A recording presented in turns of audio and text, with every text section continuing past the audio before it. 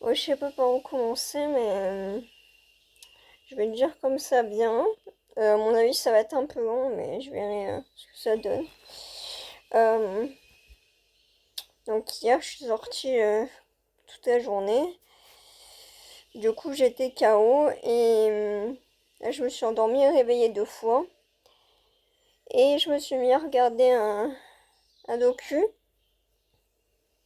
euh,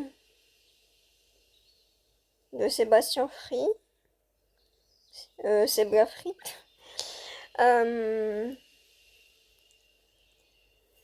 sur sur l'aube de ses 30 ans, tout comme moi. Et c'est un docu qui se recentre sur l'essentiel et qui met quand même une claque. Et dedans, ça parle de deuil, un long processus. Et, j'ai, et quand on parle de deuil, j'ai toujours l'émotion qui monte. Euh, je crois que ça fait presque un an que j'essaie de faire comme si tout allait bien. C'est pas le cas. Euh, En fait, je pense que j'essaie de me persuader que mon père ne me manque pas, euh, qu'il n'a pas créé un vide en moi alors que si, parce que c'est mon ADN. Je me rends compte que le processus de deuil est long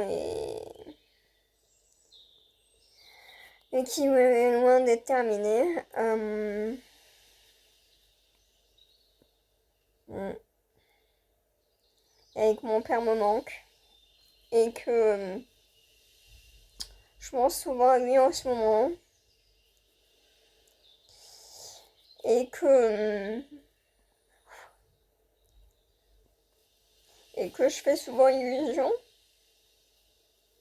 même avec ma mère ou peu importe, que je fais comme si tout allait bien, alors que c'est pas le cas et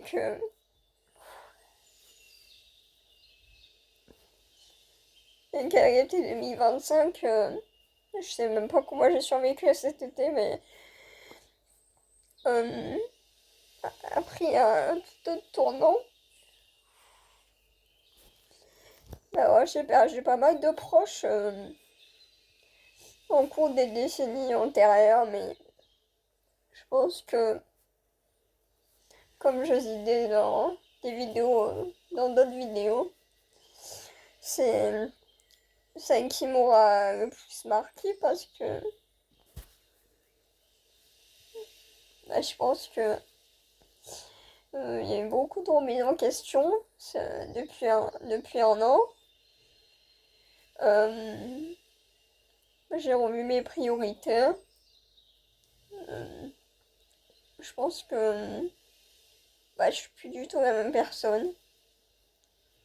Je pourrais même pas expliquer parce que perdre un parent, peu importe la relation qu'on a, je pense que c'est une partie de soi qui s'en va. Et je pense que je me voile un peu la face quand même. Et que j'ai écrit une carte il y a plusieurs mois que, euh, que je voulais envoyer là où il est né, mais que j'ai jamais fait. Donc il serait peut-être temps de l'envoyer. Et peut-être de vraiment commencer à faire mon deuil. Mais c'est un processus qu'on sous-estime beaucoup quand même. Et que quand on l'a pas connu, ben, on peut pas savoir. Et le fait qu'en 2025, il y a beaucoup de gens que je connais qui ont perdu des proches. Donc ça m'a beaucoup impacté aussi. du fait que j'étais moi-même déjà concernée. Euh, et que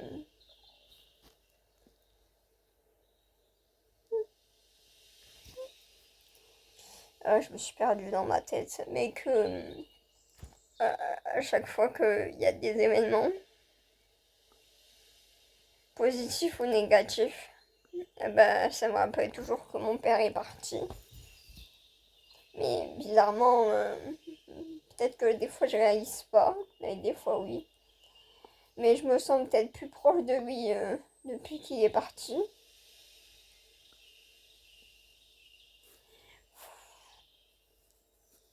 Mais, mais c'est un manque inconsidérable.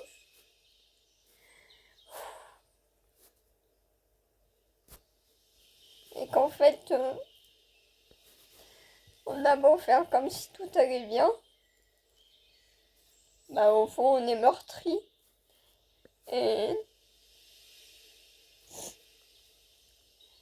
il faut peut-être faire en sorte de faire des au revoir convenables.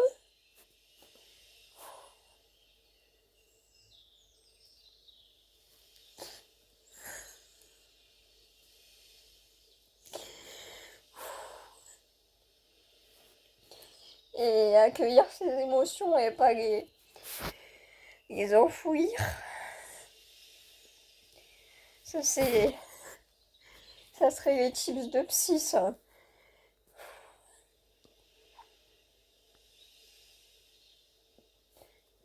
Et qu'il est peut-être temps que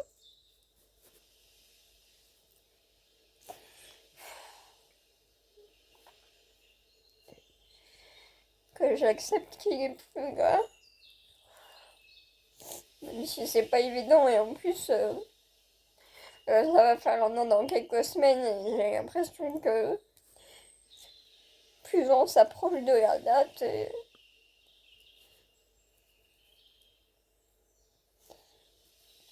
et en plus ces dernières semaines c'est compliqué. Mais plus on s'approche de ça et plus j'ai l'impression que les émotions etc. sont accrues et que le manque est plus présent que quelques semaines en arrière par exemple.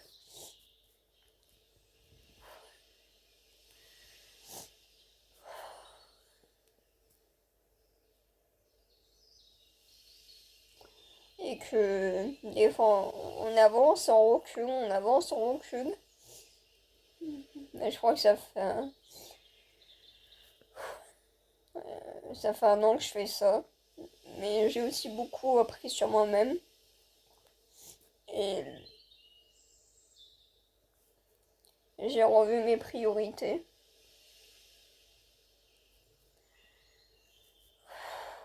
Mais je pense que le fait que c'est compliqué ces dernières semaines, ça en rajoute parce que les semaines précédentes, j'y pensais moins. Et finalement, des fois, c'est pas le. On pense que dans le matériel, on va trouver du réconfort. Alors oui, mais ça fait pas tout. Et par exemple, de passer des moments avec ma mère. Ben, par exemple, on est allé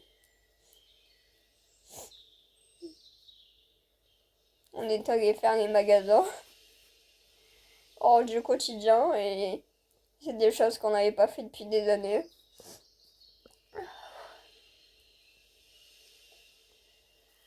Et là, en plus, on arrive à la période que je déteste, l'été. Mais des fois, on se demande comment on a survécu à certaines choses. Mais je pense qu'en fait, on n'a pas survécu, en fait. On s'est mis en pilote automatique et on a avancé sans vraiment prendre conscience de ce qui nous entourait. Parce que quand j'y pense, je sais même pas comment j'ai survécu à l'été dernier. Mais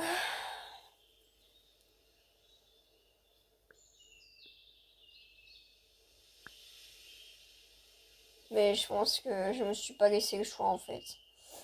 même si c'est à double tranchant. Mais j'ai quand même avancé depuis un an. Mais, mais le chemin est encore long. Et je pense que parfois,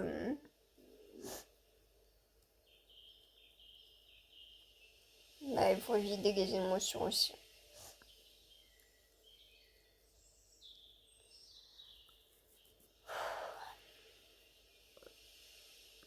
Mais c'est pas évident tout ça. Et en plus, j'ai mal au crâne.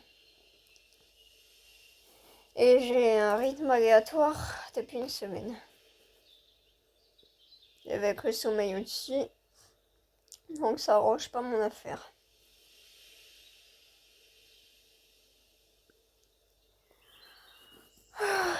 Punaise.